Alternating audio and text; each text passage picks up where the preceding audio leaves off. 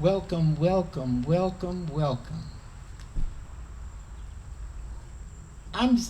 Always excited to come here. And how many are you of you this is your first time coming to this program here? Look at that. Look at that. Yes. I tell you, it is wonderful. It is wonderful because it addresses something that happened a long time ago that still needs attention. And Porter Phelps is giving it attention. You have to do that. You can't just let it happen and then act like you had nothing to do with it. So, I'm going to, on the back of your program, there's the words to lift every voice and sing. How many of you have never sung this song? Lift every voice, never have sung this song. Okay, there's a few folks. How many of you have sung it but didn't know who wrote it? Yep.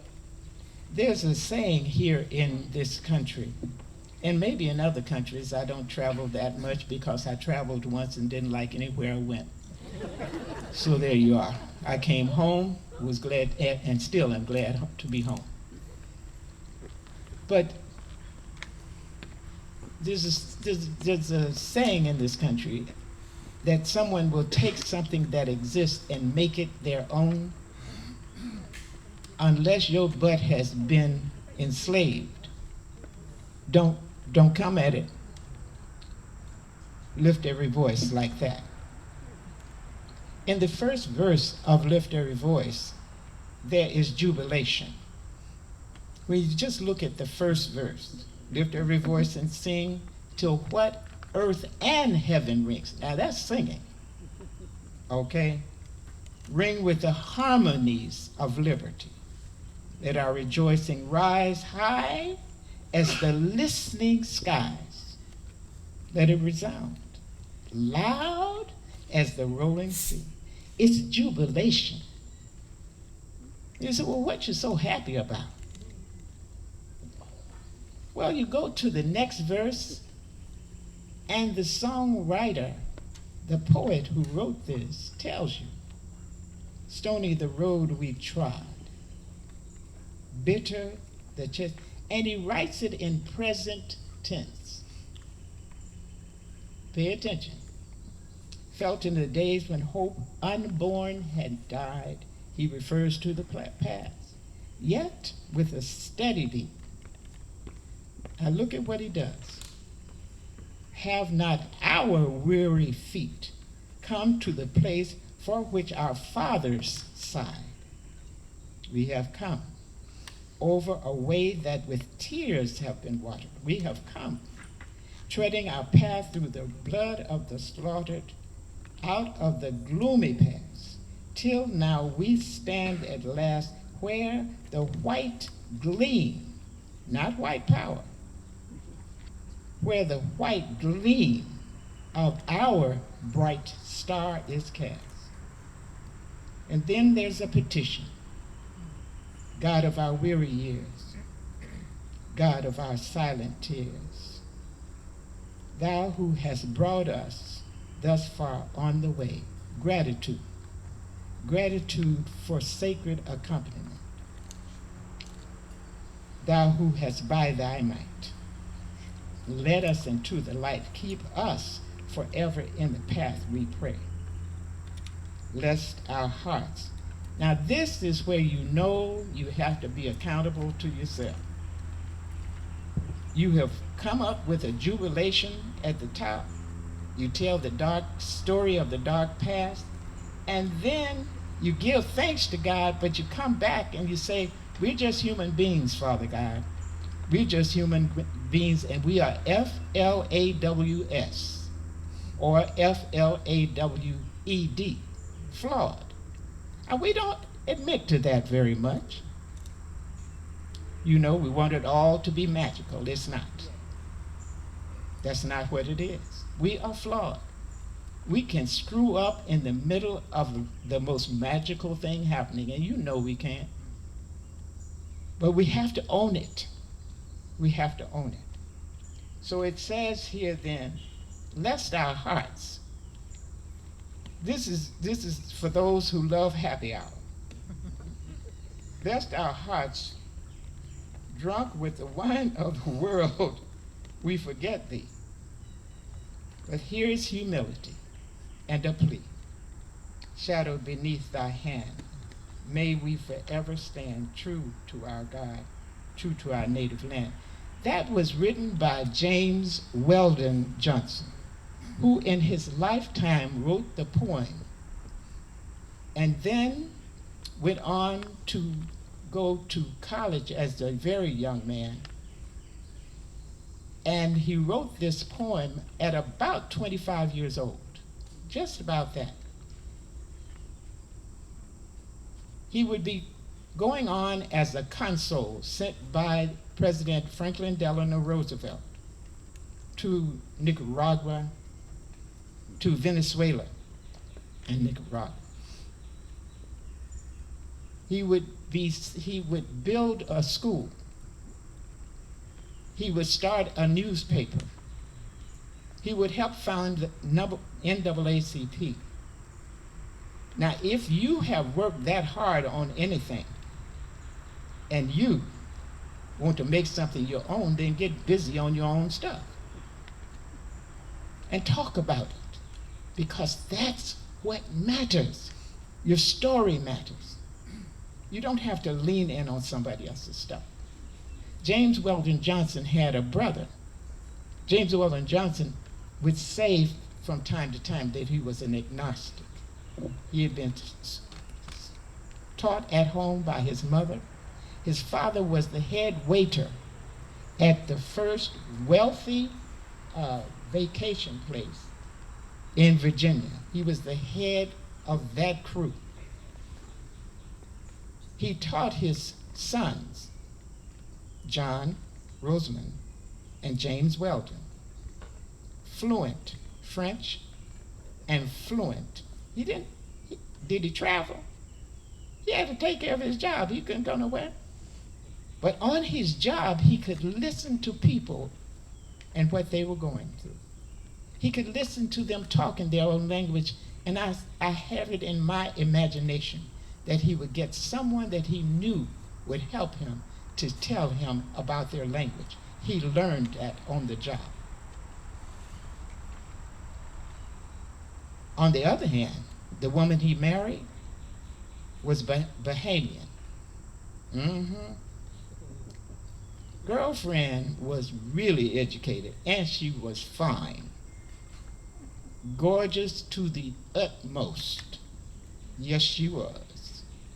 She taught her sons literature. She taught them history. She taught them classical music and other forms of music. John left home. He was born in 1871. James Weldon was born in 1871. John was born in 1873. When he could leave home, he went to New York and got involved in theater. Together, they wrote over 200 songs for Broadway. That's who you are singing about. This is somebody that knows our story, that knows their story. And to sing it as though you are singing a Nat King Cole romance song, not in my face. Don't even. It is an insult. Anybody, it's enough that we have had our stories and our identities messed with. It's enough. And then for you to just brazenly say, I'm not going to put you, meaning a black man sitting at a piano that won't put white folks through any stress. White folks have stress. Look at who is sitting in the White House. Anyway, here I go. The inspiration for the historical inspiration for Lift Every Voice and Sing is the Reconstruction era in the United States that took place from 1865 to 1877, following the Civil War. It was a period of rebuilding the South and readmitting Confederate states into the Union, while also attempting to integrate newly freed Africans into society. Key events included the passage of the Reconstruction Amendment 13th, 14th, and 15th Amendments, the establishment of new state governments, and the resistance from white Southerners who sought to maintain their power and racial hierarchy. Your relatives are somewhere in there. Somewhere in the holiday season, you sit with them. You've heard what they had to say. Just start at home and lift every voice. Just start at home and lift every voice. Lift every voice and sing. Please stand. Those of you who can, those of you who cannot, we know, because I can't stand. I'm waiting for someone who is standing with a great effort, and there she has stood. Lift every voice and sing, babies.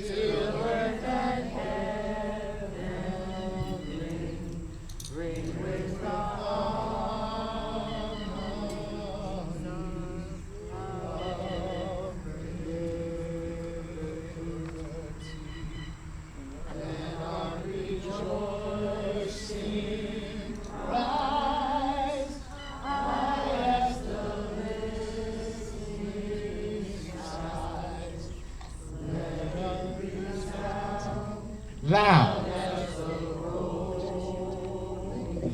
And this is where you sing it calmly, because you want the person that you're sending this to, and this was being sent to, dedicated to President Lincoln, Abraham Lincoln, February 12th, 1900. This was being sent to the President of the United States, who was going to give out emancipation but didn't really care anything about enslavement. He just knew that emancipation was better for the country. And so that's what was done. So then this is sung quietly to him. We're letting him know we're not coming begging. We're coming with every voice lifted. We're not coming begging. We're here to sing a song with the faith that the dark past has taught us. We're not coming begging. So let us remind you, Mr. President, of where we came from. And it is sung kind of quietly. Stony the road we trod, bitter the chastening rod, felt in the days when hope. Sing, baby, sing.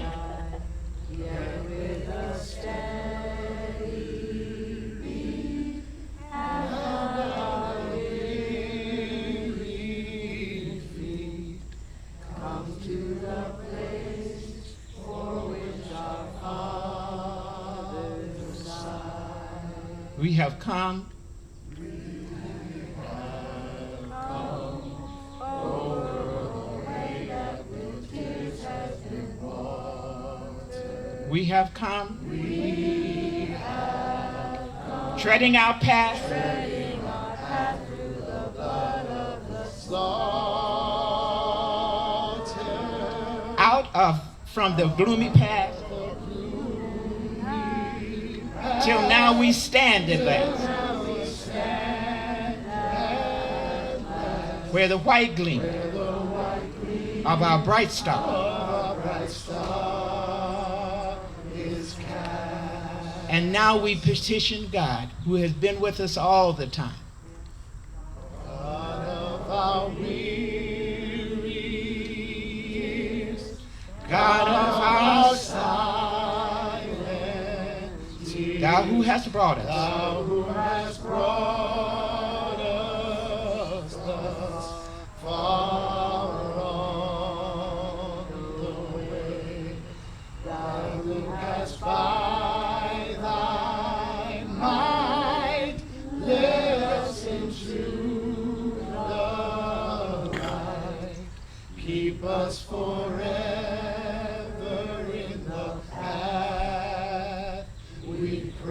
Lest our feet stray. Lest our feet stray from the places, our God, where we met thee. Lest our hearts, drunk with the wine of the world, we forget thee. boldly sing. Shadows beneath thy hand, may we forever stand. True to our God, true to our native land. Oh yes, oh yes. Now turn to whoever you're standing by, right behind you, and shake hands with somebody. Just say hello. Because if we put our hands together and our hearts together, if we put our hands together, when we put our hearts together, we can change this thing. Go for hugs. Go for hugs. If you are up to it, go for hugs. Mm-hmm. Yes. Yes. Yes. And now, receive Anika Lopes, who is going to speak to the invocation. You may be seated, and thank you so much. Thank you so. We're together now. We're together now. Come on. Come on. We're together now. Yes, we are. Yes, we are. If you are able, please place your hand on your heart. Stand on what always has been and what always will be native land. As we recognize the original peoples of this land, let us pause to acknowledge that no matter the reason or the intention, genocide and enslavement happened here in the Connecticut River Valley. Yet it is through the interconnected threads of Native American, European American, and African American histories in that order that we weave the fabric of American history, particularly within the context of New England. Let us be clear. A tribe that no longer exists as a recognized entity with a governing council does not mean that its people are extinct. As we know that enslavement and forced servitude were inflicted on indigenous people in this very space, throughout the Americas, and across continents. Let us be clear, the systemic erasure of identifying factors for people stolen and trafficked from Africa, like changing one's name, a name given to them by someone who loved them, destined to be accounted for through flat archives, often riddled with gaping holes and inaccuracies, void of what made one tick, how they lived, danced, loved, did not destroy the DNA that allows us to feel our own worth and find our truth. In the tapestry of our narrative, betrayal and erasure do not define us. Instead, our story is a tapestry woven with threads of resilience and shared history. Within the Dawnland, the echoes of genocide and enslavement resonate, inviting us to collectively acknowledge the painful chapters of our past. Good evening. It is my pleasure to welcome you on behalf of the Porter Phelps Huntington Museum and the Ancestral Bridges Foundation for a gathering supported by the Mass Cultural Council and Mass Humanities Reading Frederick Douglass Together series. I'm Anika Lopes, descendant of the Black and Indigenous roots of Amherst in the Valley. I'm honored and humbled to be guided by my ancestors and the ancestral bridge that connects and entwines with 6 human beings enslaved at the Porter Phelps homestead. 6 lives that faced the ultimate betrayal, a divine manifest of the united ignorance of America. 6 lives who worked without pay from dawn till dusk, through bitter cold, through a calm breeze, through sweltering heat. Summertime and the living ain't easy. Hello. Fish are jumping and the Connecticut River is high. Hi. We have gathered to acknowledge the personhood, the humanity, the spirit of 6 lives neglected, 6 lives whose energy filled every inch of this space, felt in the breeze and the still. And now we invite you to consider the lives of these 6 ancestors who came here not as Christians, but came with their own belief systems deep in their cells. Christianity imposed upon them under the threat of death for lack of acceptance. And so in the Yoruba tradition, in the Afro-Cuban or Lukumi tradition, when we recognize these ancestors, we light a candle, a white candle, to invite their spirits to be guided.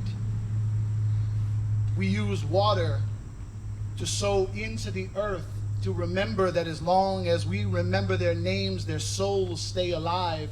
And we have a word which I am going to teach you, and we are going to say together after the mentioning of each name. It is a simple word. Ibaye. Ibaye. Say that with us. Ibaye. Ibaye. Ibaye. Ibaye. Ibaye. Ibaye. So as each name is read, I will pour the ceremonial libation, and then after the pronunciation of each individual name, we will pronounce the word Ibaye, which means their spirit is still alive here with us. Ashe. Asheo. Our purpose tonight is to acknowledge Zebulon Pruitt. Zebulon Ibaye. Ibaye. Caesar Phelps. Margaret Peg Bowen. Ibaye. Her daughters, Rosanna, Ibaye. Ibaye. Phyllis, Ibaye. Phyllis. Ibaye. Our purpose tonight is to read the work of Frederick Douglass in Community, Ibaye. a man who spoke to a time that flows past, present, and future, a man from a people deemed ignorant, stupid, less than, a people who were so ignorant that English was their second language at least. Are you with me, 5 College area? A little quiet in the house. It is my pleasure to gather again, and for the first time, with storytellers, musicians, and the historians before you. Usman Power Green.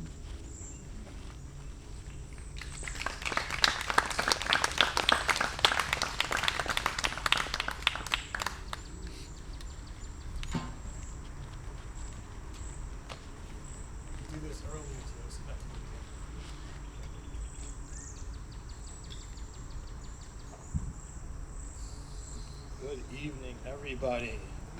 Good evening. Good evening, everybody. I gotta bring the energy up. You gotta bring the energy up. Come on. This is a celebration after all. Yes, it is. Right, we're commemorating and we are celebrating. Yes. Right, we're Yes. celebrating a lot of things today. We're celebrating, of course, formerly enslaved people. We're also celebrating us being here. Yes. Today, right? Because Yes. others can't be here today, everybody, right? Yes. And so we're celebrating them.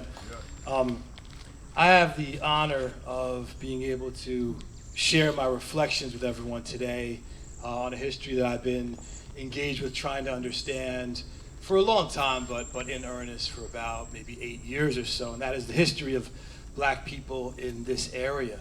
I studied black internationalism as a black studies scholar, proud graduate of the W.B. Du Bois Department. Give me a little fist bump right here. Du Bois Department, who's interested in history. And the lives and labors of the people here at this place fits within a long tradition that stretches from Hadley to West Africa, to the Caribbean, to Latin America, to Asia, right? Europe, of course, as well. We need to understand the lives of Zebulon as well as Caesar.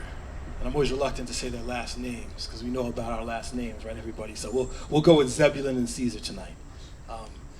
But we must understand and put in context that Zebulon and Caesar were among at least 18 enslaved people that we know of who were enslaved in Hadley, Massachusetts. Slavery was central to Hadley since the 17th century, right? So although y'all who got in your programs, you can read in more detail about their lives, it is important for us to realize that the story of enslavement here in Hadley, right, it goes back to the beginning, right? And despite the effort, the generational effort to what Joanne Pope Mellish, the scholar, calls disowning slavery, right? We have, as a group today, and those who are part of this institution, this house, have chosen to begin to look closely at it. And I think that is a great thing for our community and our nation as well as the world. So I share my thoughts of two enslaved people here. I'm also thinking about the way Caesar and Zebulon's lives intersect with the lives of those who've been identified as the revolutionary generation, right? The generation that were born within the context of the conflict between Europeans, right, and those that had been here for two different generations at least, right? The revolutionary generation, as we've learned, were often born here, right, and are going to find themselves within the context of this great battle for what would become the United States. For those of you who are familiar with Zebulon's life from the website or reading the work of scholars, they've been captured in the Documenting the Early History of Black Lives website and project. Zebulon was sold to Morse's Porter when he was 14 years old. And I think that's important, right? While it's impossible for us to fully grasp, right? I don't know if someone's remember we were 14, right? But fully grasp what it could have been like, right? To be a teenager and to leave your community and family and be brought here. We do know that Zebulon was able to figure out a way through that trauma that must accompany this. And like Frederick Douglass, who we're going to hear from soon, would do years later, he chose to self-emancipate in 1766, right, when he was around 30 years old. Now, scholars have utilized an ad placed in the Connecticut Current that was in Elizabeth Porter's behalf to learn about Zebulon, right? I'm not going to get into the whole ad, but these are the types of sources, right? They say Zebulon was 5 foot high and whitish complexion, and he was believed to have fled enslavement with an indigenous woman, right? We learn about his clothing and useful details, as well as the reward if someone captures him, right? We do not know the circumstances, the specific circumstances of his flight or what his life was like afterwards, okay? But nevertheless, even in these small ads, these little bits of evidence provides us with a window, a little brief glimpse into some of what mattered to the enslaved people, such as Zebulon. Now, last year, Professor Roberts pointed out the importance of Zebulon's relationship with this indigenous woman, and it is important, as was mentioned earlier, to acknowledge this intersecting history, right, of African American people, or African people, and those indigenous people who lived in this area, right? And so once again, as we chart this history, we're also concurrently charting another history as well. Now, Caesar, on the other hand, arrived a few years after Zebulon self-emancipated as a teenager as well. Caesar's life comes to us from another document generated in this era, and that was that were letters by his enslaver to his father, as well as a letter that Caesar had sent that's pretty prominent in terms of those that study sort of the Revolutionary War era and African Americans in the Revolutionary War era. And through those letters, we get, once again, a glimpse into his life, right? We know that his life was filled with health issues, for example, right? We know that his emotional well-being, right, might have been shaped by his relationship with another enslaved woman, right, which we'll maybe hear about, right?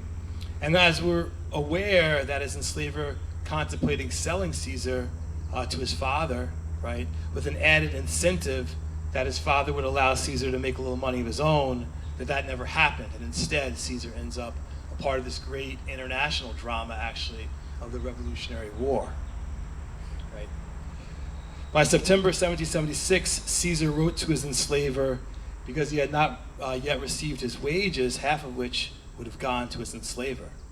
While scholars are uncertain whether or not Caesar actually wrote the letter himself or had someone else write in his behalf, the letter was written in Caesar's own voice and conveyed how much he valued a particular item, this stock and buckle, which is mentioned. You guys can read about it, right? Now, scholars have yet to find out whether or not Caesar fled enslavement. I still got a couple more minutes, y'all. I'll put the clock on. Still got a couple more minutes. Okay. Yeah, exactly. While we don't know necessarily if Caesar fled during the war, so many people, so many Africans did during the Revolutionary War, right? And we don't know necessarily to what degree he was aware of the slave petitions that were being sent around demanding freedom based on the contradictions that a nation could possibly consider the inalienable rights of some and not others, okay? We do know that Caesar's life and Zebulon's life were in the context of those that did write about these contradictions, right? And I just want to share a little bit. You know, I'm a teacher after all, so I got to bring some documents. I got to share something with y'all to bring with you. How many people are aware that there was an early draft of the Declaration of Independence that condemned slavery? Are we aware of that at all? I'm just curious. Okay. See, when you look out, then you know, like, all right, how much I'm going to read. Okay. So we don't need any political spin or any, you know, sort of, I don't know, whatever the critics are calling it these days, right? To understand the seriousness of enslavement and the contradictions that people, specifically Thomas Jefferson, had about it. We just need to read Jefferson's own words. In a deleted passage in the first draft of the Declaration of Independence, Jefferson wrote, accused King George of that he had waged cruel war against human nature itself, violating its most sacred rights of life and liberty in the persons of a distant people who never offended him, captivating and carrying them into slavery in another hemisphere, or to incur miserable death in their transportation thither. This piratical warfare, the opprobrium of infidel powers, is the warfare of the Christian King of Great Britain, determined to keep open a market when men should be bought and sold. He has prostituted his negative for suppressing every legislative attempt to prohibit or to restrain this commerce, and that this assemblage of horrors might want no fact of distinguished dye. He is now exciting those very people, like Caesar and Zebulon, to rise in arms among us and to purchase that liberty of which he, the king that he means, has deprived them, and murdering the people upon whom he has obtruded them, thus paying off former crimes committed against the liberties of one people with crimes he urges them to commit against the lives of another. That's from Thomas Jefferson. Now, it is fashionable for those that want to deny the reality that those people here, right, those other places in the United States that held people enslaved, it's fashionable to say, oh, well, you know, they were men of their times. Jefferson knew full well. Jefferson wrote about the contradictions, right? but in an effort to make a deal, all right, that's the backup one. All right. But in order to make a deal, and in order to pass the buck, push it along, right, they chose to not, by and large, throughout the country, to end the system. And instead, as would happen in Massachusetts, series of compromises would continue until ultimately the Civil War, right?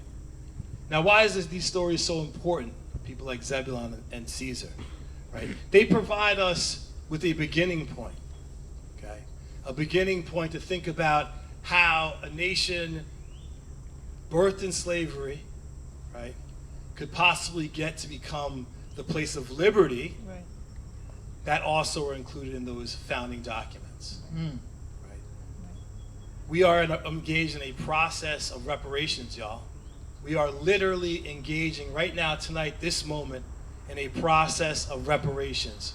We are attempting to repair the damage from the beginning of this, from before the beginning of this nation, but in earnest since the beginning of this nation to present, to deal with the racist legacies born in slavery that our Caesar and our Zebulon dealt with in the ways that they dealt with, right? And our others who are enslaved here, right? And so I encourage all of you here, right, to keep digging, keep learning, keep participating in events like this, right?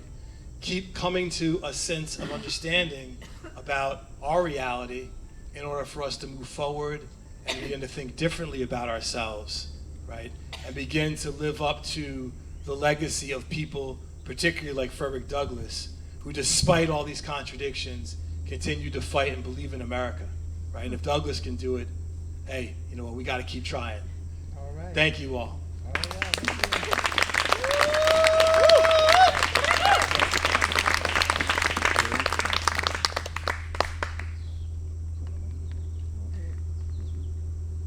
Hashima Moja.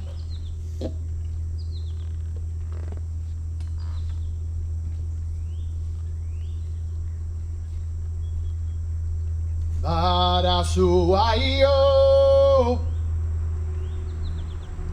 Omonyala wana mama Kenyara owe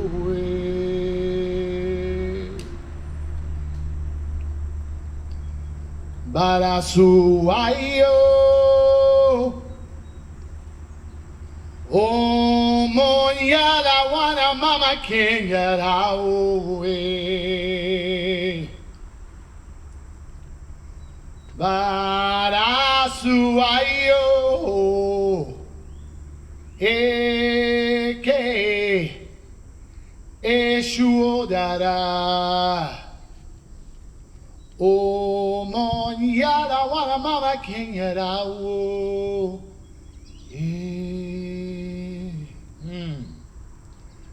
Elegua Elegua que su quiere me elegua aduana aquí la boche elegua aduana aquí la boche elegua aguilana aquí la boche para su ayo Oh, Monyara, wana mama Kenya da oe. Sing, baby. Para su ayo. Oh, Monyara, wana mama Kenya da oe. Para su ayo. Eke. Eshuodara O Monyara wana mama Kenya o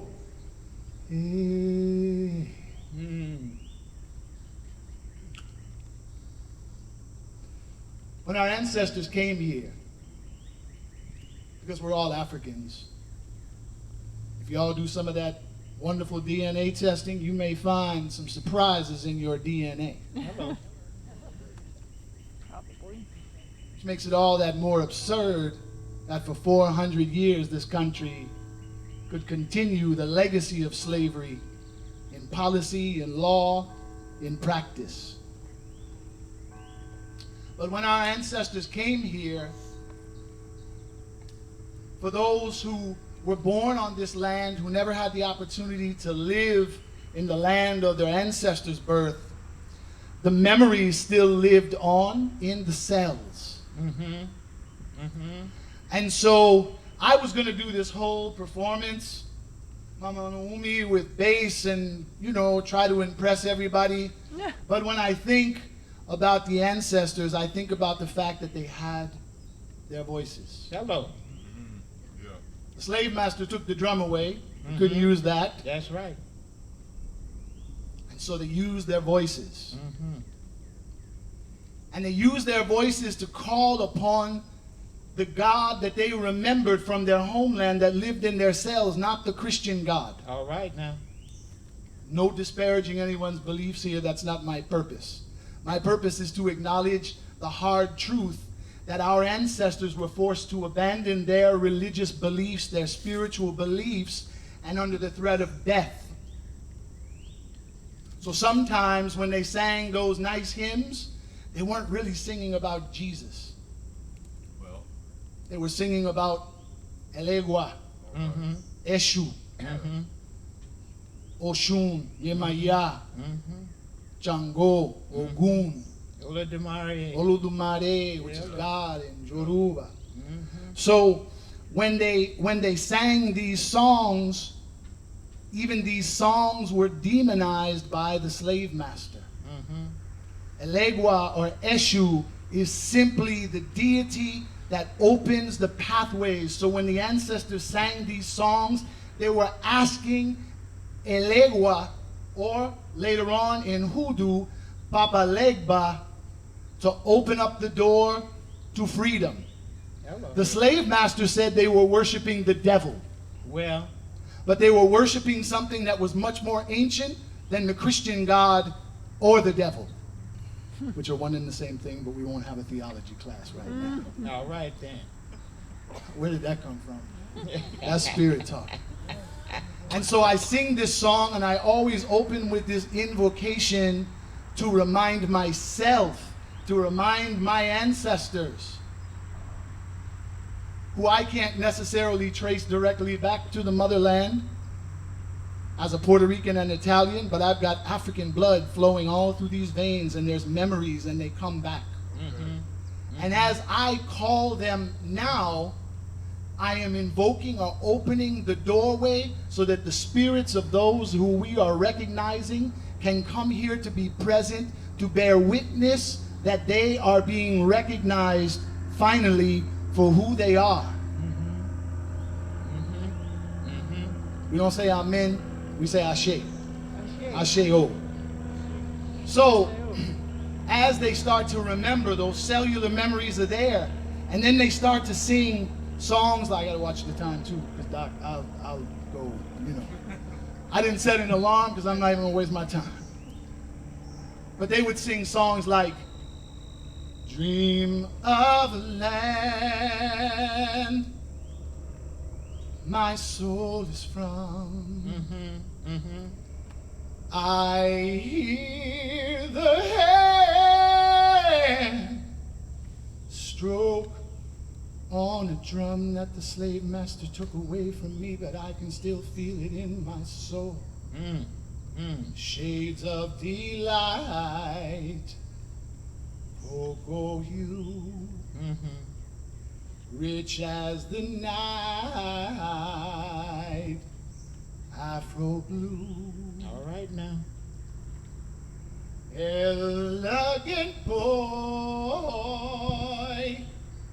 beautiful girl. See, when Mongo Santa Maria wrote this in Cuba, he was reminding us that the boys were elegant, the women were beautiful, completely contrary to what the slave master told us about blackness. Well, dancing for joy, derelict world, same baby. shades of delight, oh, that beautiful black skin, Hello. cocoa hue,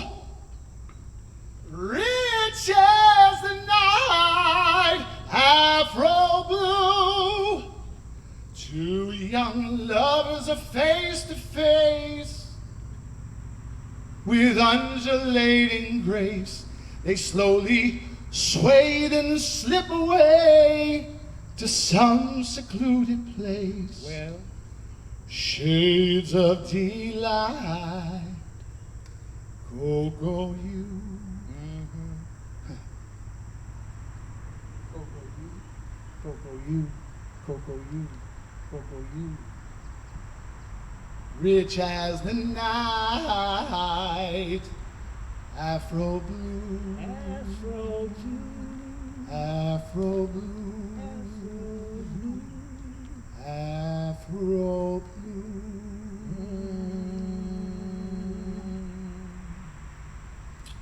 Afro blue. Remembering what's in ourselves. Yeah. Remembering that all of us, you know, the insanity of the slave trade? White people don't even realize how they were affected by the butchery and the barbarism of slavery. Imagine you grow up with one of these 6 individuals that we're naming here. You play with them. You laugh with them. And then at some point someone says, don't you dare go near that child ever again. It's in y'all's blood too. So then we get to this point in the sonic ritual where people are resisting and they're planning. And you know, when you know your life is on the line, just like all over the multiple African diasporas, when you know that your life is on the line, you use the slave master's tools to your benefit. Because you have the benefit of being the one who the slave master thinks you're stupid, thinks you're ignorant, thinks you don't know how, and thinks, why in the world would you ever want to escape this beautiful existence? We're making life better for you.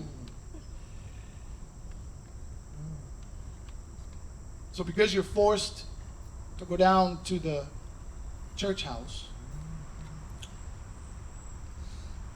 you hear these Christian hymns, and you can't help but allow the Africanisms that are in your cells to come out, and you start to adapt these Christian hymns. The slave master doesn't pay too much attention to the hymns because he thinks you can't sing.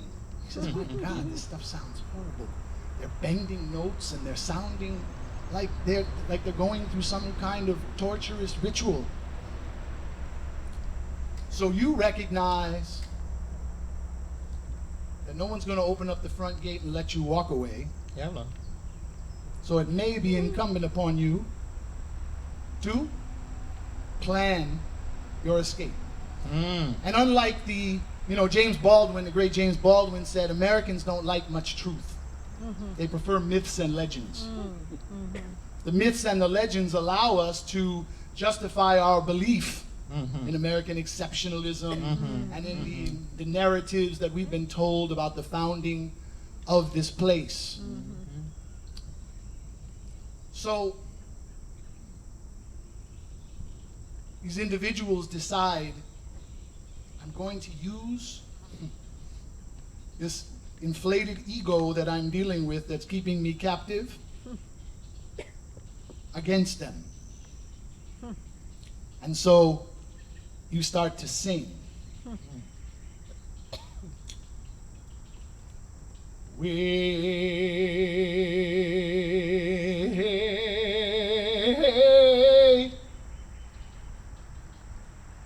I don't think there's a lot of people who had this kind of church experience.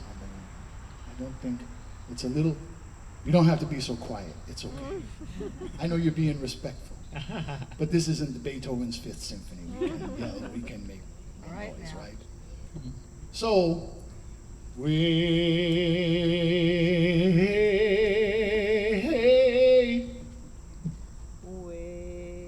in the water.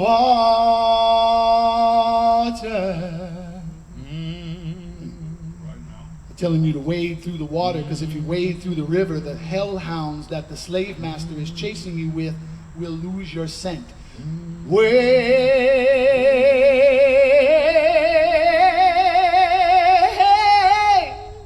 in the water, children. Wade in the water.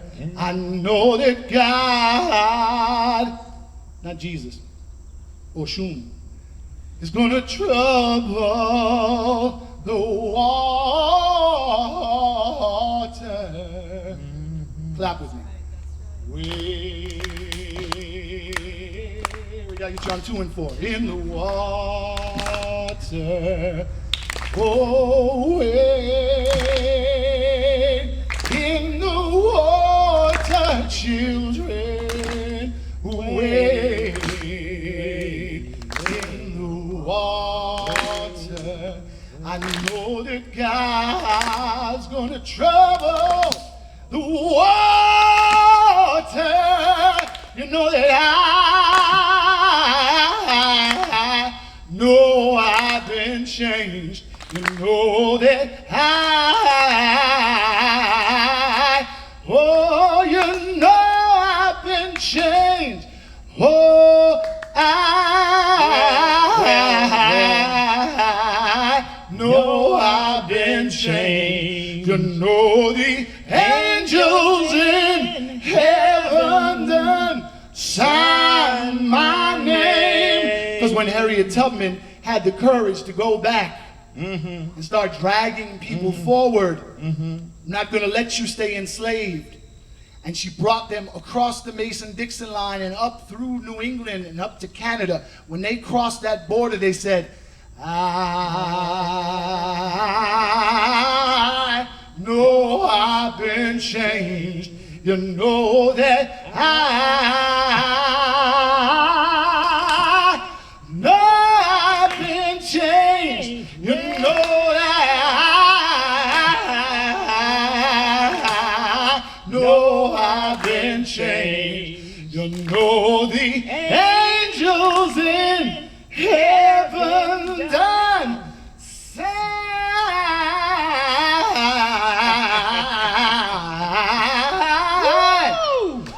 They done sign my name.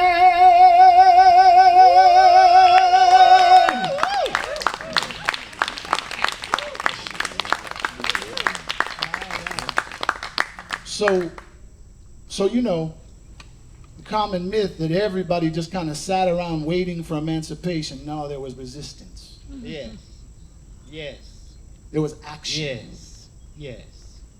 And so, a few years back, as I was asked to evaluate where we were as a country, as I sat on a panel, George Floyd had just been murdered.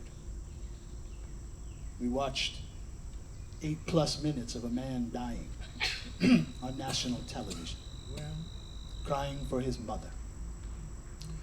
So I wrote this song because when I think about the souls we honor here tonight,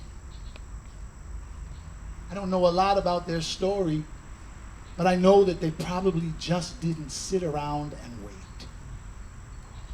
And the common narrative is for white America, who, particularly in New England, when we have this grand and sometimes erroneous narrative about how great the abolitionists were.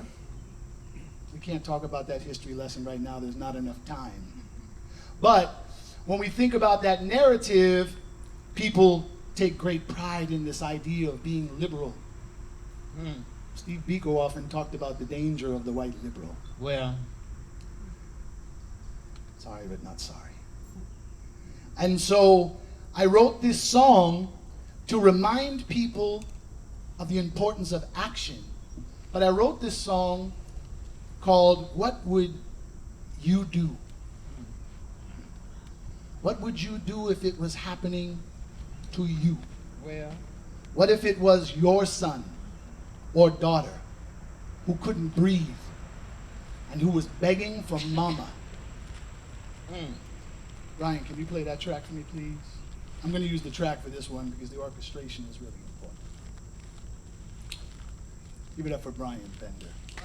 We wouldn't be able to do this like this without a wonderful sound man. Thank you so much. Yeah, I'm ready.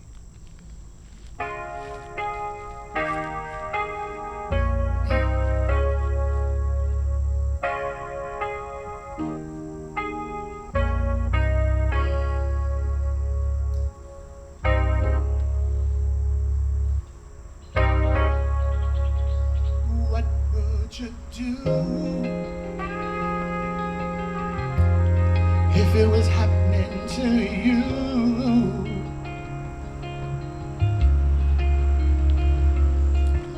What if it was your son or daughter who couldn't breathe and who was begging for mama? Tell me the truth. What would you want others to do?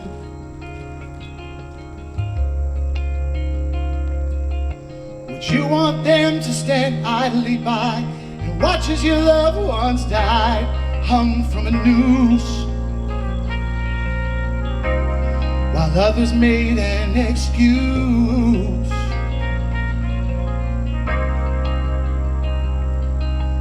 Telling them not to hate, well, they're unjust, is just be patient. What would you do? What would you do? Do you know the truth? Do you know the truth? Imagine 400 years of living in fear.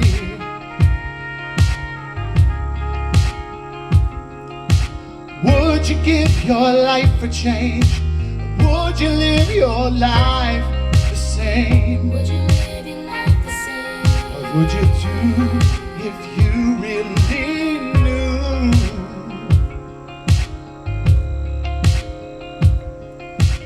Every moment could be the last one. You held your daughter or son. What would you do? What would you do? You know the truth. You know the truth.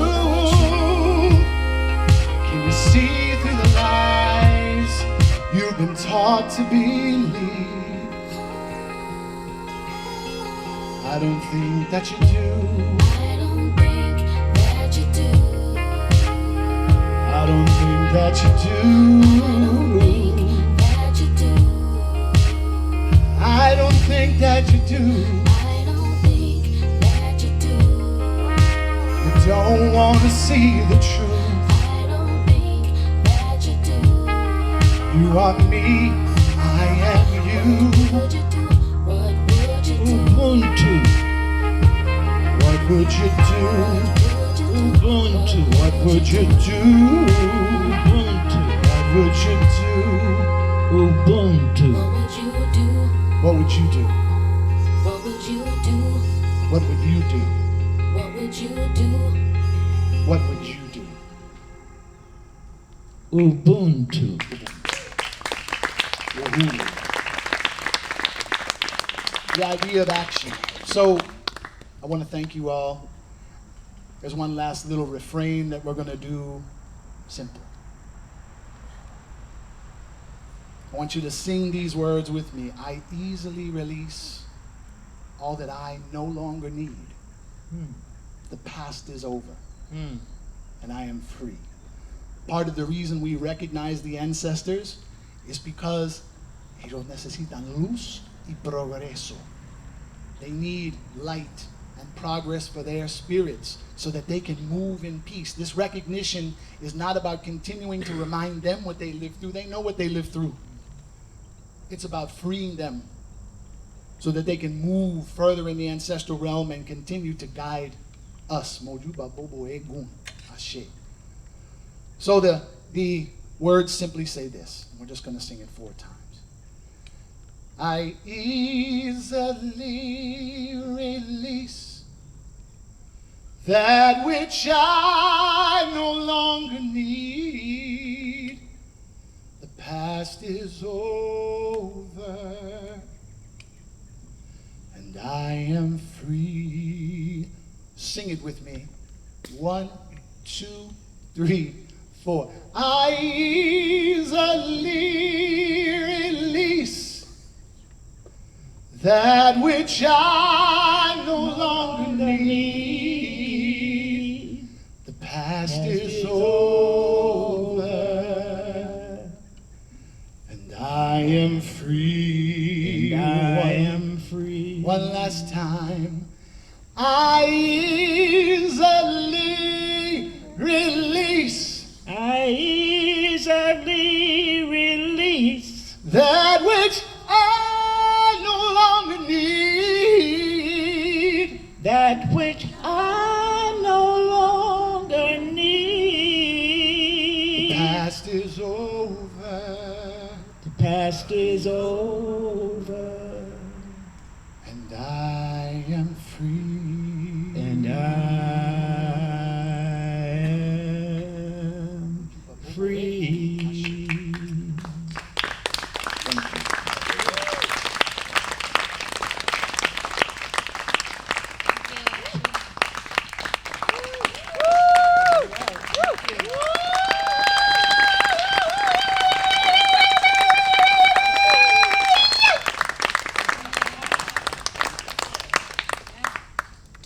Olivia Haynes.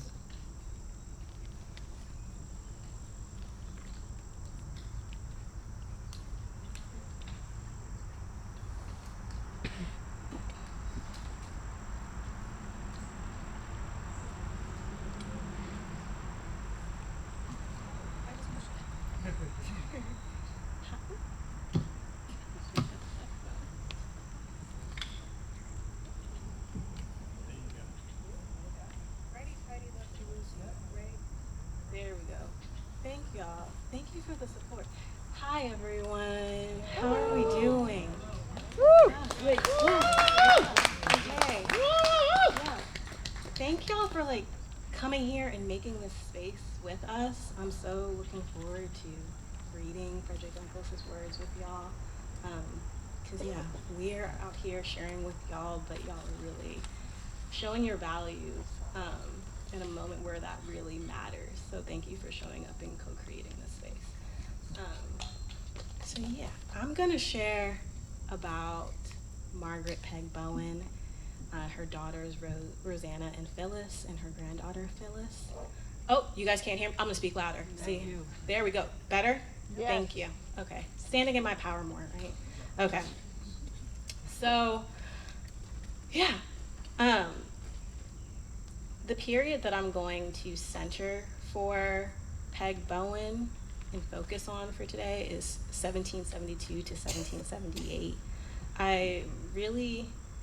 I've been spending a lot of time thinking about us approaching 250, and what does that mean for the histories that we're engaging with, but also what does it mean for us moving forward as a nation? This sort of theme of insistence on being and becoming, right?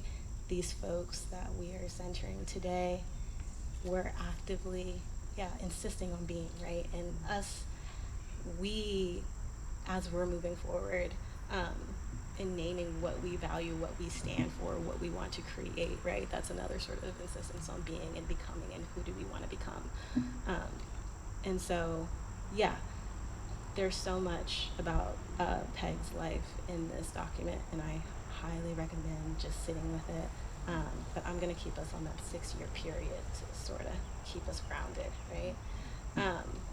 So, on April 3rd, 1772, Elizabeth Phelps wrote in her memorandum book, "This day, our Peg, who has lived with us near 18 years of her own choice, left us and 2 children and was sold to Captain Fay of Bennington with a Negro man from this town, all for the sake of being his wife."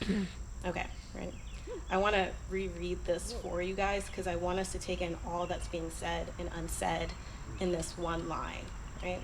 So, this day, our Peg, who has lived with us near 18 years, of her own choice, left us and 2 children and was sold to one Captain Fay of Bennington with a Negro man from this town, all for the sake of being his wife. Okay?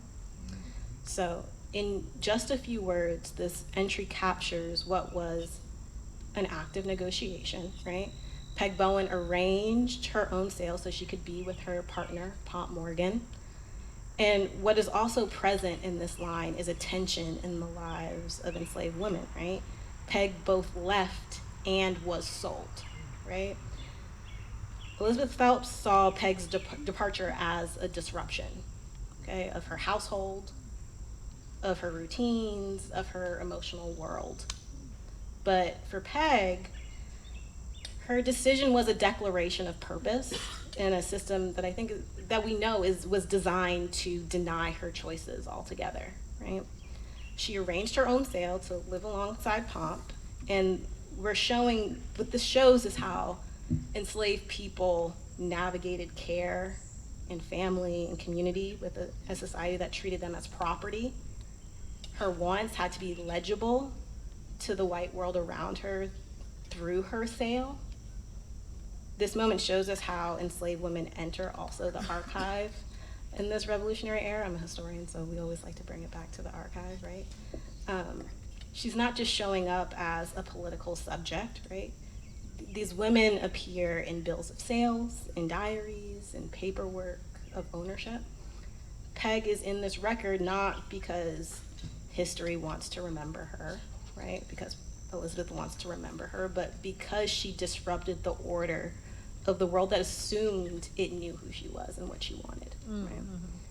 Peg was just 12 years old when Moses Porter purchased her in 1754 and brought her to 40 Acres. She quickly became central to all of the daily functionings of this farmstead. So she was doing the washing, cooking, cleaning, tending fires, and helping raise a young Elizabeth. In 1761 and in 1765, Peg gave birth to her two daughters, Rosanna and Phyllis, respectively, and both of them remained bound at 40 Acres for the entirety of their lives. Peg's life was not defined solely by captivity. It was marked by constrained but deliberate movement, negotiation, and care. Elizabeth's notes tell us of times when Peg left to go to neighboring households, most likely building relationships and sustaining care networks throughout Hadley. In 1771, she asked for permission to marry Pomp Morgan, and she was denied. When their union remained blocked, she facilitated the sale. She and Pomp would be sold together to Captain Stephen Fay of Bennington, Vermont. This moment, leaving her daughters behind to pursue a life with her partner, reveals a deep calculus of care, agency, and risk. Peg's time in Bennington places her at the crossroads of this revolutionary rhetoric and its lived hypocrisies. From 1772 to 1778, she labored at the Catamount Tavern, which was a site that was very central to Patriot organizing during the Battle of Bennington.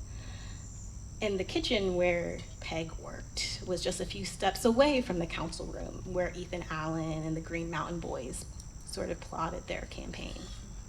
She cleaned, she served food, she prepared so many glasses. When I read through these records, so many glasses of wine, of toddy, of flip, which is a mixed cocktail, right, and rum. She was sustaining the very men in their livelihoods that envisioned a new and freer republic. She also cared for the Fay children.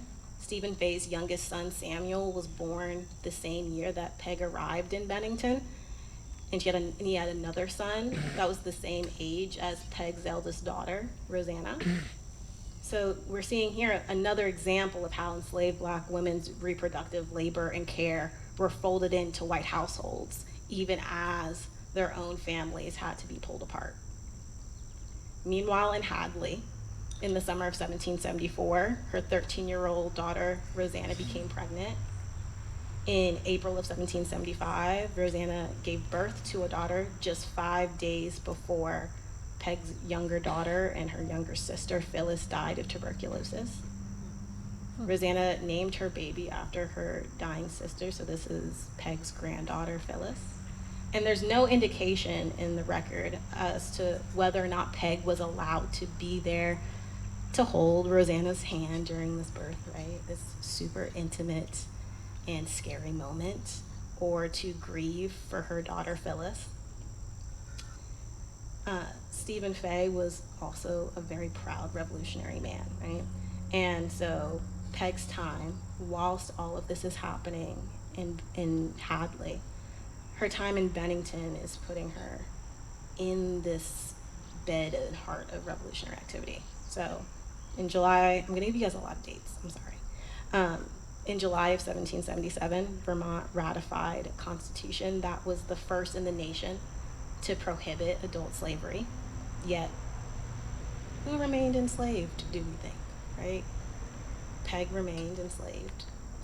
In the same year, Stephen Fay's son, John Fay, was killed in the Battle of Bennington, and local lore claims that upon hearing the news, Fay said, "I thank God that I had a son who was willing to give his life for this country. I am satisfied."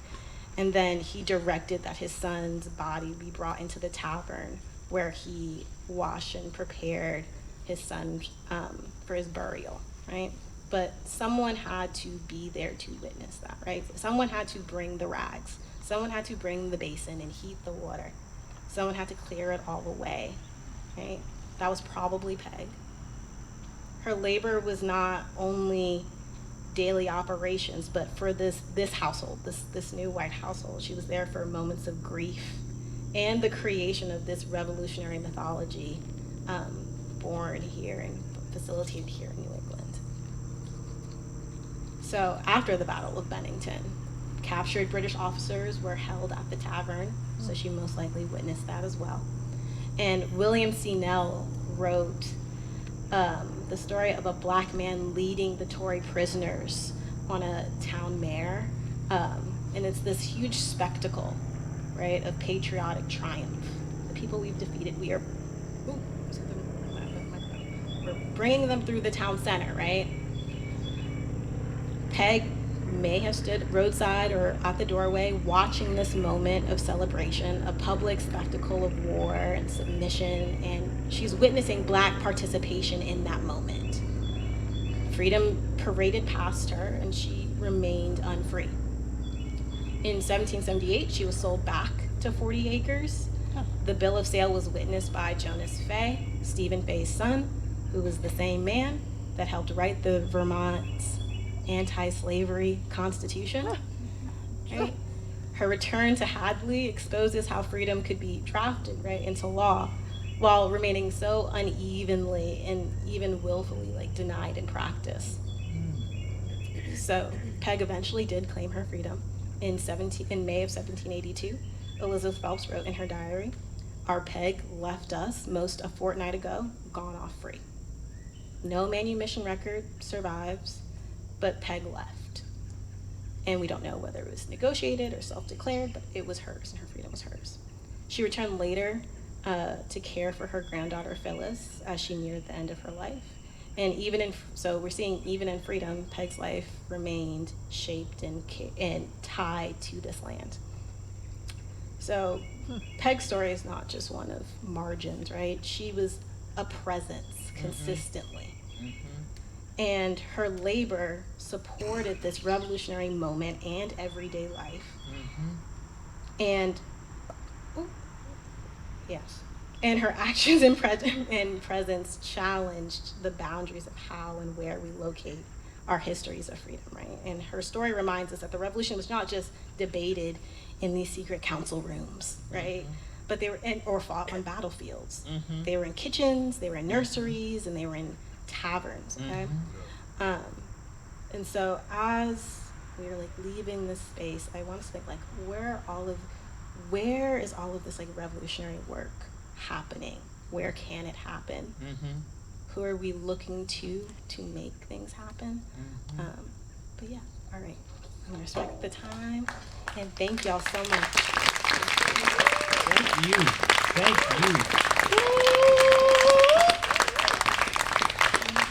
Thank you all so much. We're going to move into reading Frederick Douglass's speech together. It works best if we have the readers down here, so it's easy to pass the microphone between us. So if you're wanting to be part of saying these powerful words, come down and join some of the chairs that are down here. And as we read, we're going to pass through the crowd the stones that the museum had made 3 years ago to commemorate Zebulon and Caesar and Peg and Rosanna and Phyllis and Phyllis. And holding them in your hand is a place of honoring, but also I hope for us a moment of girding ourselves for resilience and resistance in times of oppression and danger. Liberty is not something we can take for granted, and we need to all work together to preserve it, to protect it, to strengthen it, to hold it dear. Thank you so much for being part of this program today. Beautiful, beautiful. We who believe in freedom cannot rest. We who believe in freedom cannot rest until we make it come. We who believe in freedom cannot rest. We who believe in freedom cannot rest until we make it come. We who believe in freedom cannot rest. We who believe in freedom cannot rest until we make it come. We who believe in freedom cannot rest. We who believe in freedom cannot rest until we make it come. We who believe in freedom cannot rest. Oh no. We who believe in freedom cannot rest until we make it come. We who believe in freedom cannot rest. We who believe in freedom cannot rest until we make it come. If anybody else knows the verse, sing. We who believe in freedom cannot rest.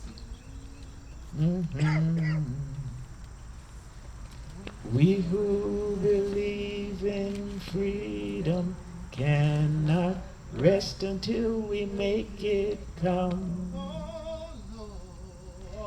We who believe in freedom cannot rest.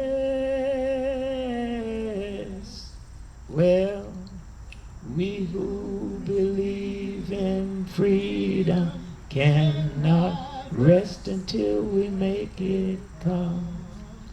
Make it come. Come on. Make it come. Well, if we join in together and put our heads together and sit together and collect together, we can make it come. We can make it come. We can make it come. We can make it come. Oh, yes, we can. Yes, we can. Yes, we can. Come on. Well, raise your voices, lift them high. Keep on marching till the sky sings loud and clear. We who believe in freedom cannot rest. Oh, we who believe in freedom Cannot rest, cannot rest. Oh, we who believe in freedom Cannot rest. We breathing here? We who believe in freedom cannot rest. Yes.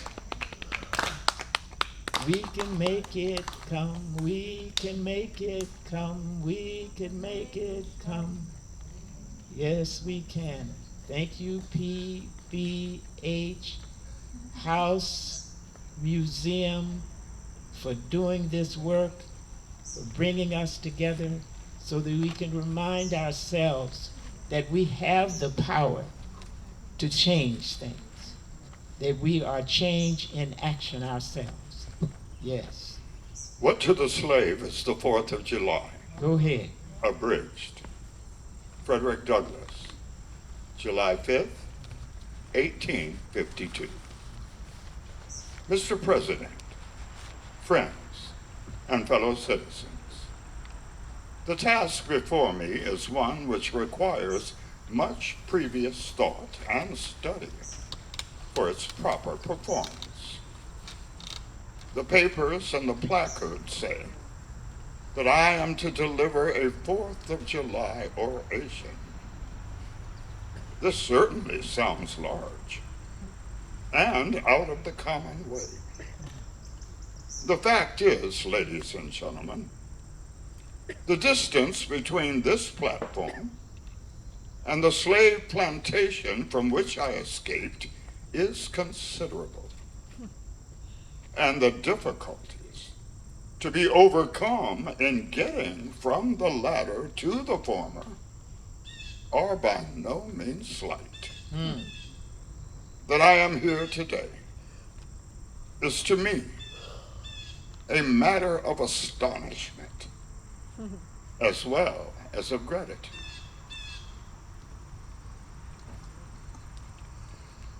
The purpose of this celebration is the 4th of July. It is the birthday of your national independence and of your political freedom. This, to you, is what the Passover was to the emancipated people of God. It carries your minds back to the day and to the act of your great deliverance. This celebration also marks the beginning of another year of your national life and reminds you that the Republic of America is now 76 years old. I am glad, fellow citizens, that your nation is so young. I repeat, I am glad this is so. There is hope in the thought, and hope is much needed under the dark clouds which lower above the horizon.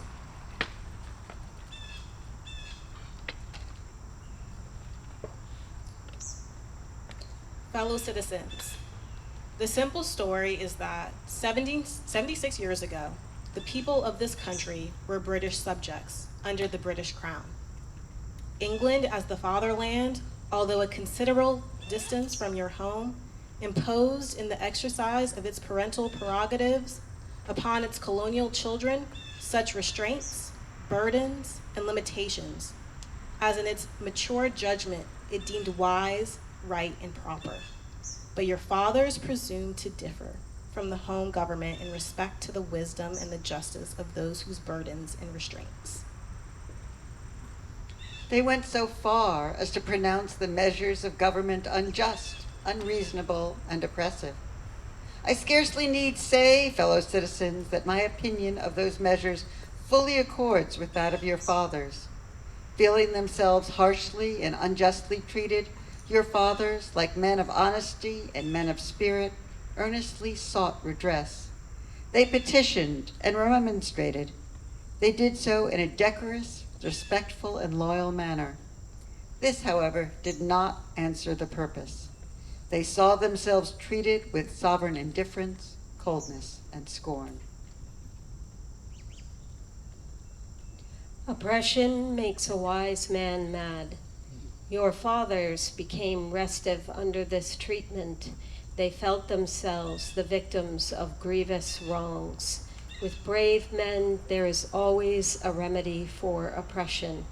Just here, the idea of a total separation of the colonies from the crown was born.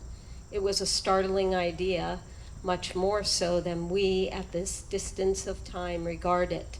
The timid and the prudent of that day were, of course, shocked and alarmed by it.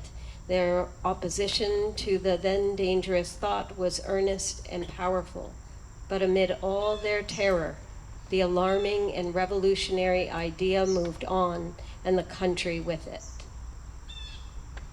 On the 2nd of July, 1776, the Old Continental Congress, to the dismay of the lovers of ease and the worshippers of property, clothed that dreadful idea with all the authority of national sanction. They did so in the form of a resolution, resolved that these united colonies are, and of right, ought to be free and independent states. Citizens, your fathers made good that resolution. They succeeded, and today you reap the fruits of their success. The freedom gained is yours, and you, therefore, may properly celebrate this anniversary.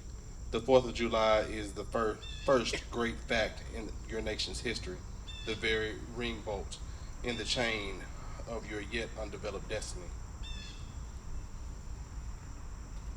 Fellow citizens, I am not wanting in respect for the fathers of this republic. Louder. The signers of the Declaration of Independence were brave men, and for the good they did and the principles they contended for, I will unite with you to honor their memory.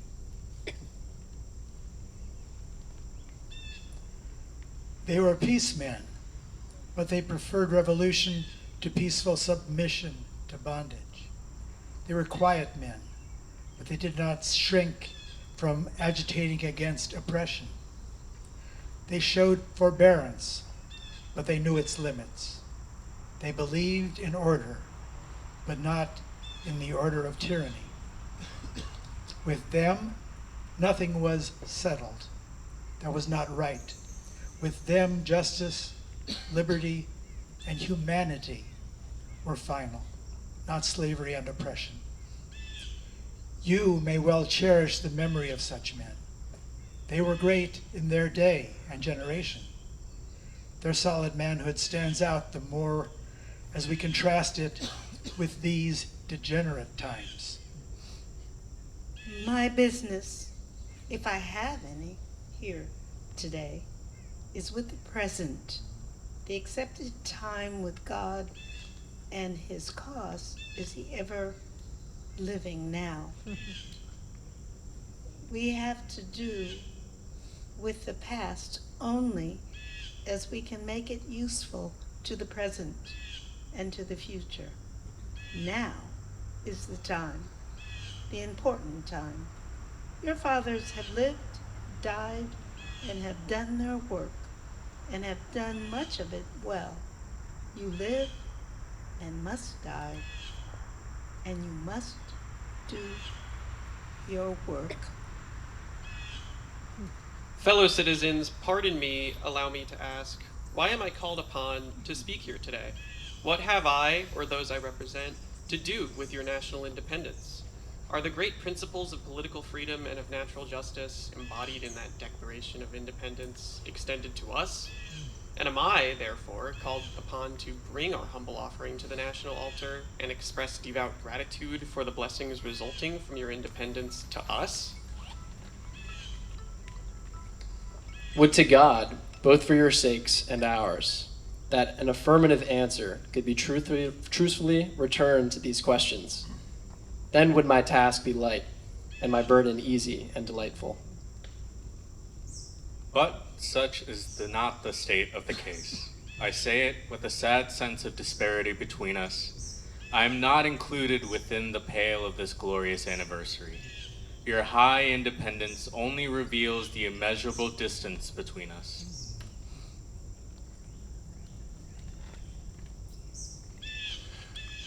The blessings in which you this day rejoice are not enjoyed in common. The rich inheritance of liberty, justice, prosperity, and independence bequeathed by your fathers is shared by you, not by me. The sunlight that brought life and healing to you has brought stripes and death to me. This 4th of July is yours, not mine. You may rejoice, I must mourn. Do you mean, citizens, to mock me by asking me to speak today? Fellow citizens, above your national tumultuous joy, I hear the mournful wail of millions, whose chains, heavy and grievous yesterday, are today rendered more intolerable by the jubilee shouts that reach them. My subject, then, fellow citizens, is American slavery. I shall see this day from the slave's point of view. Well, standing here, identified with the American bondman, making his wrongs mine, I do not hesitate to declare with all my soul that the character and conduct of this nation never looked blacker to me than on this 4th of July. Whether we turn to the declarations of the past or to the professions of the present, the conduct of the nation seems equally hideous and revolting.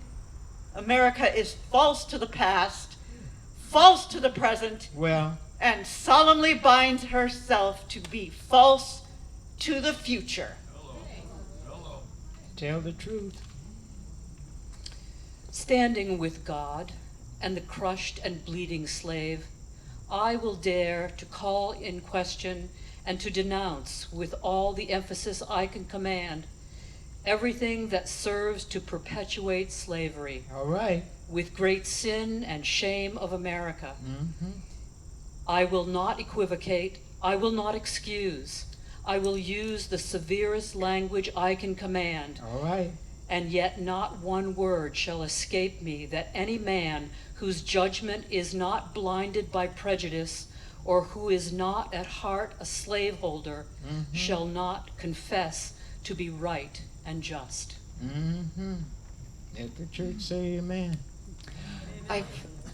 I fancy I hear someone of my audience say, it is just in this circumstance that you and your brother abolitionists fail to make a favorable impression on the public mind. Would you argue more and denounce less? Would you persuade more and rebuke less? Your cause would be much more likely to succeed. But, I submit, where all is plain, there is nothing to be argued. What point in the anti-slavery creed would you have me argue? All right, all right. I undertake to prove that the slave is a man. The slaveholders themselves acknowledge it in the enactment of laws for their government. Southern statute books are covered with enactments forbidding, under severe fines and penalties, the teaching of the slave to read or to write. When you can point to any such laws in reference to the beasts of the field, then I may consent to argue the manhood of the slave. Well,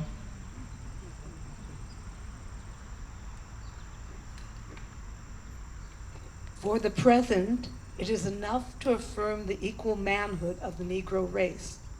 Is it not astonishing that, while we are plowing, planting, and reaping, using all kinds of mechanical tools, erecting houses, constructing bridges, building ships, working in metals of brass, iron, copper, silver, and gold, that while we are reading, writing, and ciphering, acting as clerks, merchants, and secretaries, having among us lawyers, doctors, ministers, poets, authors, editors, orators, and teachers, that while we are engaged in all manner of enterprises common to other men, digging gold in California, capturing the whale in the Pacific, feeding sheep and cattle on the hillside, living, moving, acting, thinking, planning, living in families as husbands, wives, and children, and above all, confessing and worshiping the Christian's God, and looking hopefully for life and immortality beyond the grave,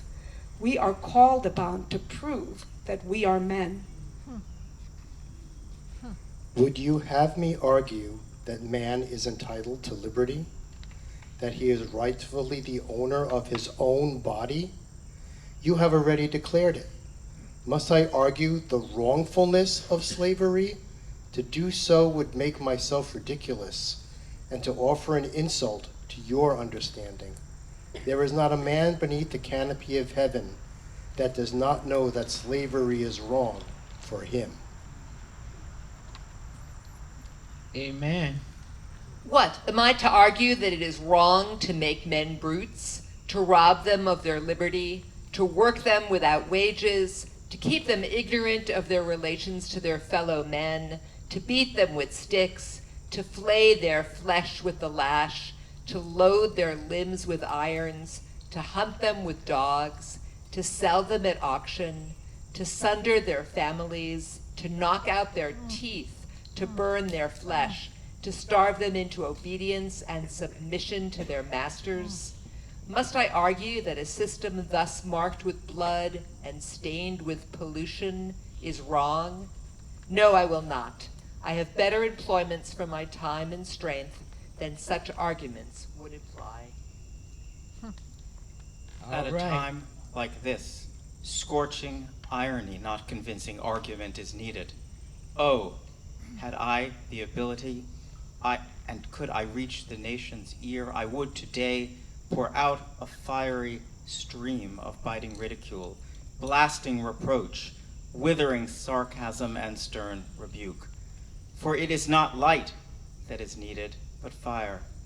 It is not the gentle shower, but thunder. We need the storm, the whirlwind, and the earthquake. The conscience of the nation must be roused. The hypocrisy of the nation must be exposed, and its crimes against God and man must be proclaimed and denounced. Amen. Woo! What to the American slave is your 4th of July? I answer, a day that reveals to him more than all the other days of the year the gross injustice and cruelty to which he is the constant victim.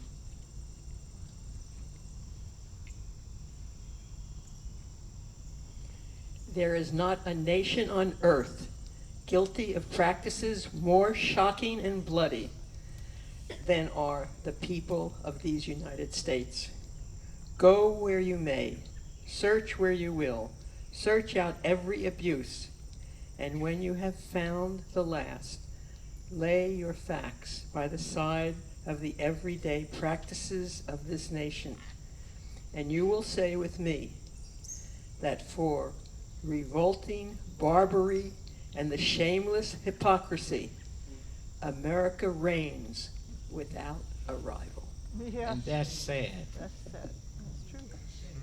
Take the American slave trade. In several states, this trade is a chief source of wealth. Here you will see men and women reared like swine for the market. You know what is a swine drover? I will show you a man drover. You will see one of these human flesh jobbers, armed with pistol, whip, and bowie knife, driving a company of 100 men, women, and children to the slave market at New Orleans. Mark the sad procession as it moves wearily along, and the inhuman wretch who drives them. There, see the old man, with locks thinned and gray. Cast one glance, if you please, upon that young mother, whose shoulders are bare to the scorching sun, her briny tears falling on the brow of the babe in her arms. See, too, that girl of 13, weeping, yes, weeping, as she thinks of the mother from whom she has been torn. Suddenly you hear a quick snap, like the discharge of a rifle. The fetters clank, and the chain rattles. Your ears are saluted with a scream that seems to have torn its way to the center of your soul. The crack you heard was the sound of the slave whip. The scream you heard was from the woman you saw with the babe. Her speed had faltered under the weight of her child and her chains. That gash on her shoulders tells her to move on. Follow the drove to New Orleans. Attend the auction. See men examined like horses. See the forms of women rudely and brutally exposed to the shocking gaze of American slave buyers.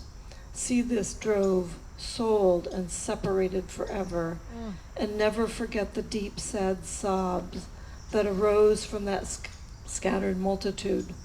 Tell me, citizens, where, under the sun, can you witness a spectacle more fiendish and shocking?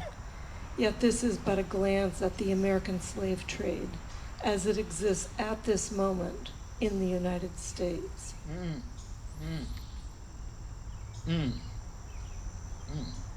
By an act of the American Congress, not yet 2 years old, slavery has been nationalized in its most horrible and revolting form, and the power to hold, hunt, and sell men, women, and children as slaves remains no longer a mere state institution, but is now an institution of the whole United States.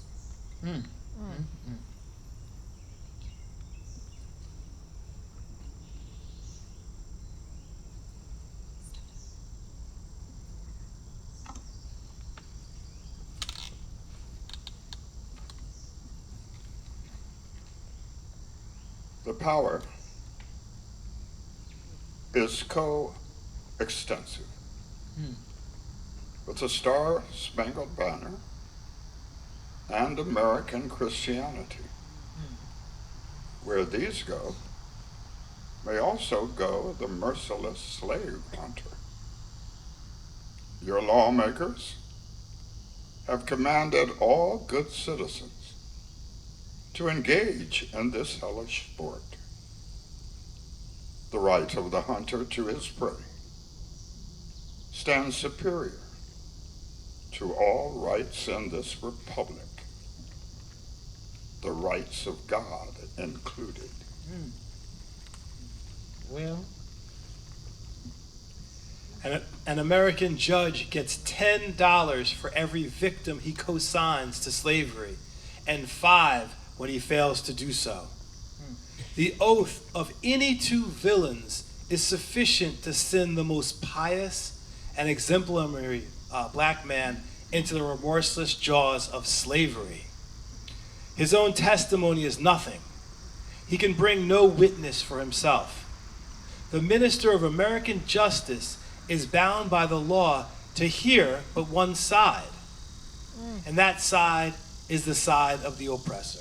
well, Let it be thundered around the world that in tyrant-killing, king-hating, people-loving, democratic, Christian America, the seats of justice are filled with judges who hold their offices under an open and palpable bribe, well, and are bound in deciding in the Well. case of a man's liberty well, to hear only his accusers. Americans, your Republican politics, not less than your Republican religion, are flagrantly inconsistent. You boast of your love of liberty, your superior civilization, and your pure Christianity, while the whole political power of the nation is solemnly pledged to support and perpetuate the enslavement of 3 millions of your countrymen. You profess to believe that of one blood God made all nations of men to dwell on the face of the earth, and hath commanded all men everywhere to love one another. Yet you notoriously hate and glory in your hatred of all men whose skins are not colored like your own. You declare before the world and are understood by the world to declare that you hold these truths to be self-evident, that all men and women are created equal and are endowed by their Creator with certain inalienable rights, and that among these are life, liberty, and the pursuit of happiness. Yet you hold securely in a bondage which, according to your own Thomas Jefferson, is worse than ages of that which your fathers rose in rebellion to oppose, a seventh part of the inhabitants of your country. Dump Trump. Hello. Fellow citizens, I will not enlarge further on your national inconsistencies. Well, the existence of slavery in this country brands your republicanism as a sham. Yeah. Right. Your humanity as a base pretense. Teach. And your Christianity as a lie. All right. All right. It destroys your moral power abroad. It corrupts your politicians at home. Yes, it does. It saps the foundation of religion. It makes your name a hissing and a byword to a mocking earth. Well, be warned. All right. A horrible reptile is coiled up in your nation's bosom. All right. The venomous creature is nurturing at the tender breasts of your youthful republic. All right. For the love of God, tear away and fling from you the hideous monster. Yeah. And let the weight of 20 millions crush and destroy it forever. All right now. There you go. 2025. Notwithstanding the dark picture I have this day presented of the state of the nation, I do not despair of this country. There are forces in operation which must inevitably work the downfall of slavery. I therefore leave off where I began and with hope, while drawing encouragement from the Declaration of Independence, the great principles it contains, and the genius of American institutions. My spirit is cheered by the obvious tendencies of the age. In the fervent aspirations of William Lloyd Garrison, I say it, and let every heart join in saying it. All God's speed the day when human blood shall cease to flow. In every clime we understand the reigns of human brotherhood, and each return for evil good, not blow for blow. That day come all things to end, and change into a faithful friend each foe. All right. All right. Thank you, everybody. We're going to go back to, we're going to continue with the refrain, we who believe in freedom. I want Anika Lotz, please, to stand. And readers, if you can, if she could get right there by you, Carly, you all stand so that Anika is right there in that space. You go down there and get in that space. Go on down in there and get in that space. Yes. Get in that space, baby. Okay. Get on in there. Here. Here. Yeah, get beside Carly. Give it, yeah, right in there. And folks, stand up with her. Stand up with her. She's going to talk us out of this. You know, and keep in mind, well, I want to say, I've been in some good groups, none better than this, and I'm not just saying it, none better than this, and I've been in some good ones. I've been in some none better than this. Porter, Phelps, Huntington, we are grateful. We are grateful. But we also stand with, and you know it because you have done this for a good time now, for a good long time. We stand with Frederick Douglass in his last words to us. We stand, which means all of us have work to do. People in the back, come up closer, come up closer. And I just want us from all over this wonderful Praise God group. I know Christianity stands wanting in a lot of things, but I'm with Jesus, and I'm going on with him until he shows up differently. Yes, I am. And I ain't been mad at nobody that worships in the way that you worship. I'm not mad at nobody. So I want us to just do it again. We who believe in freedom cannot rest. Okay, keep it going. We who believe in freedom cannot rest until we make it come. We who I like that voice. Who that said, oh, rest. We who believe in freedom rest until we make it come. Is that who's got that voice?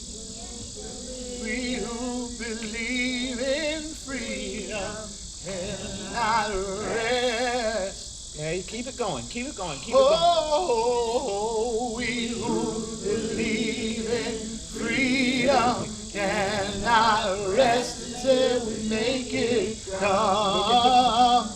Oh, we who believe in freedom cannot rest. Get pictures of yourselves, because I was. Oh, yeah. I'm serious. Get pictures. Freedom cannot rest until we make it come. Sing it one time. We who believe in freedom cannot rest. Oh,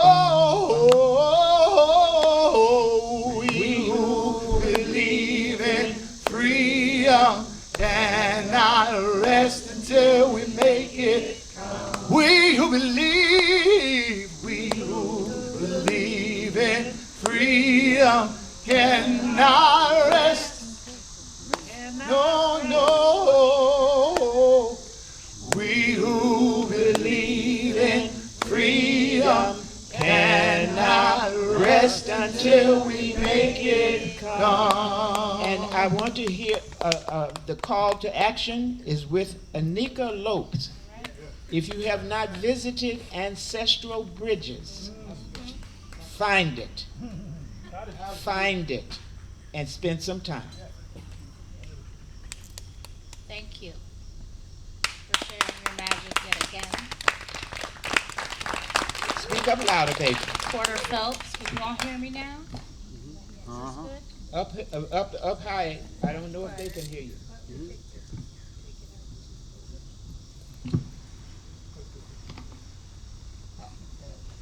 There we go. Okay. As we ponder a question that has been presented, what would you do? Hello. Let us also hold true that any liberation that parallels genocide, enslavement, and the violation of human rights is not revolutionary. Hey there, 250th. Let us remain curious. Let us question archives and narratives and initiatives that do not, like Porter Phelps Huntington, seek to center, consult, or otherwise position the voices of the people they study and whose stories they tell. Do they seek out and build relationships with descendants whose lineage directly connects with the historic names one seeks to discover and add these findings to their resumes, websites, or grant applications? Let us honor the knowledge keepers of the descendants of enslaved people with the same vigor as the European American descendants of Abraham Lincoln. In this time of spreading misinformation in the name of erasure and personal gain at the expense of others, the assault on arts and culture that targets so many, including this space, this collaboration, this convening. Let us share responsibility of calling out acts of injustice, but more importantly, let us call each other in to work collectively to create a more just future. We extend an abundance of gratitude to each of you for joining us this evening and send you off with love.